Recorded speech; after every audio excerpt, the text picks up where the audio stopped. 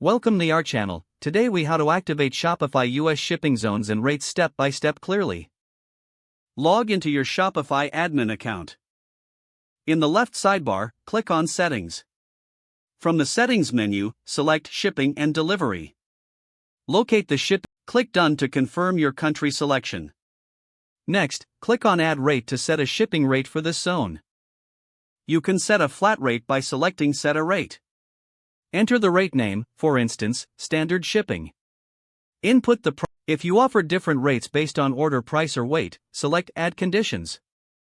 Choose between order price or weight and specify the condition. After setting your rates, click Save to apply the changes. Repeat these steps if you need to create additional shipping zones or rates. Once you have configured all your shipping zones, return to the Shipping and Delivery page. Verify that your newly created shipping zone and rates are displayed correctly. Check for any necessary adjustments before finalizing your settings.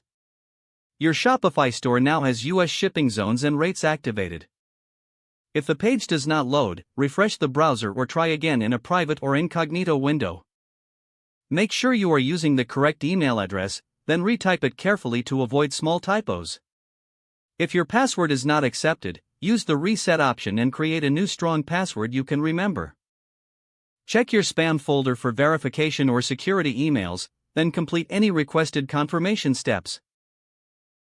Enable two-factor authentication if available to improve account security and reduce unauthorized access risk.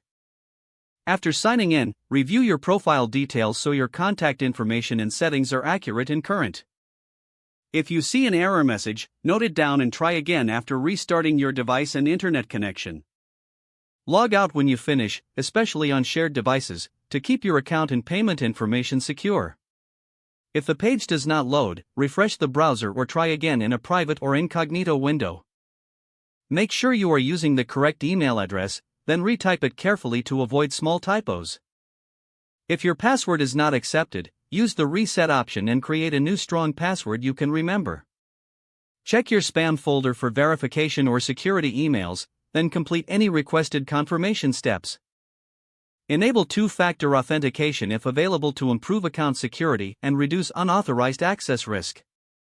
After signing in, review your profile details so your contact information and settings are accurate and current.